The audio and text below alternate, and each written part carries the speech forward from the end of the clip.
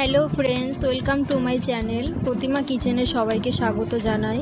আজও একটি রেসিপি নিয়ে আমি হাজির হয়ে গেছি। বাঙালি ট্রেডিশনাল একটি রেসিপি, চিংড়ি মাছের মালাইকারি। তাহলে চলো দেখে নেওয়া যাক চিংড়ি মাছের মালাইকারি করতে আমাদের কি কি উপকরণ লাগছে। রয়েছে চিংড়ি মাছ 200 গ্রাম মতন, এখানে আমি ধুয়ে পরিষ্কার করে নুন হলুদ মাখিয়ে নিয়েছি। রয়েছে নুন, তেজপাতা, শুকনো লঙ্কা, গোটা গরম মশলা, চিড়ে রাখা কাঁচা লঙ্কা, রসুন বাটা, দুটো মিডিয়াম সাইজের পেঁয়াজ কুচি রয়েছে, টমেটো কুচি, ছোট সাইজে একটা নারকেলের দুধ, পরিমাণ মতন সর্ষের তেল, হলুদ, শাহি গরম মশলার গুঁড়ো আর রয়েছে চিনি। গ্যাসটা অন করে একটা ফ্রাইং প্যান বসিয়ে দেবো আমি। প্যানটা গরম হয়ে গেলে দিয়ে দেব পরিমাণ মতন সর্ষের তেল। তেলটা একটু নাড়াচাড়া করে নেব, মাছগুলোকে ভেজে নেব। দিয়ে দিচ্ছি চিংড়ি মাছগুলো। মাছগুলো আমার ভালো করে ভাজা হয়ে গেছে। চিংড়ি মাছ যেহেতু মালাইকারি করব, আমি কিন্তু খুব বেশি ভাজবো না মাছটা। মাছগুলো আমার ভাজা হয়ে গেছে, মাছগুলো আমি তুলে নিচ্ছি।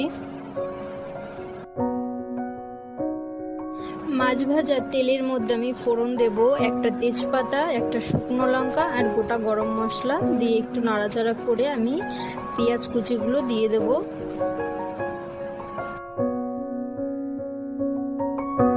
পেঁয়াজ কুচিটা 1 মিনিট আমি ফ্রাই করে নিচ্ছি।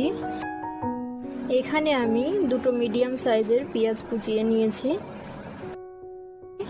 পেঁয়াজটা ভালো করে ফ্রাই হয়ে গেছে। এরপর দেব আদা বাটা, দিয়ে 2 সেকেন্ড নাড়াচাড়া করে নেব একটুখানি। দিয়ে দিচ্ছি রসুন বাটাটা, আবারও একটু মিশিয়ে নেব সবকিছু ভালো করে। সবকিছু মিশে গেছে। এরপর দিয়ে দিচ্ছি টমেটো কুচি, একটু নাড়াচাড়া করে নেব। দেব নুন আর হলুদ, দিয়ে আবার একটু নাড়াচাড়া করে নেব সবকিছু ভালো করে।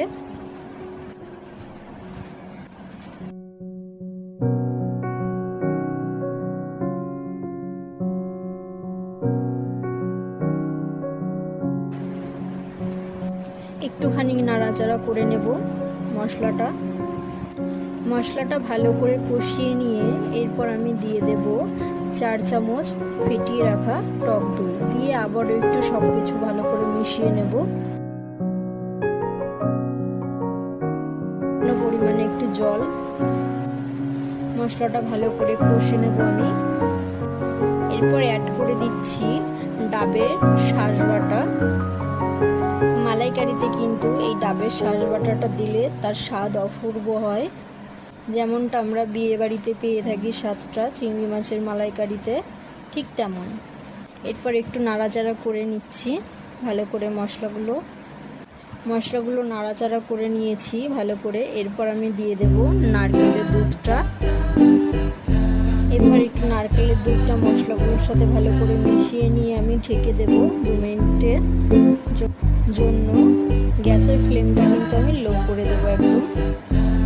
2 মিনিট পর ঢাকনা খুলে আমি দিয়ে দিচ্ছি চিড়ে রাখা কাঁচা লঙ্কাগুলো আর দেব ভেজে রাখা চিংড়ি মাছগুলো, দিয়ে আবারও ভালো করে নাড়াচাড়া করে নেব। একটু নাড়াচাড়া করে আমি 2 মিনিট ঢেকে দেব মাছগুলো। 2 মিনিট হয়ে গেছে। এরপর আমি 2 মিনিট পর ঢাকনাটা খুলে উপর থেকে ছড়িয়ে দেব শাহি গরম মশলা গুঁড়ো, দিচ্ছি একটু কাঁচা সর্ষের তেল উপর থেকে ছড়িয়ে। এরপর গ্যাসের ফ্লেমটা বন্ধ করে দেব আর ঢেকে দেব দমে 5 মিনিটের জন্য।